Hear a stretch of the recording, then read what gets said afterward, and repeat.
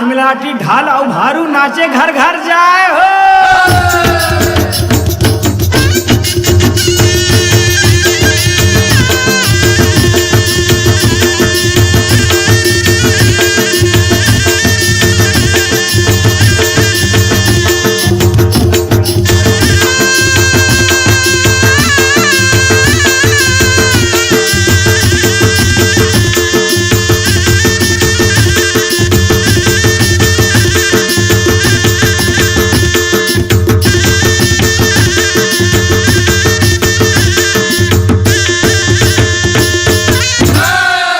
करत गोवर्धन पूजा अहिर सब गोबर तिलक लगाए हो।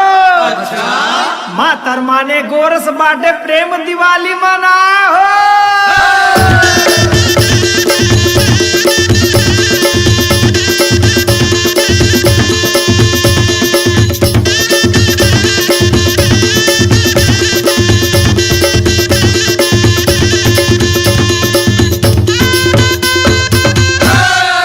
सहाड़ा देव में गड़ा के फुड़हर ध्वजा पताका लगाए हो।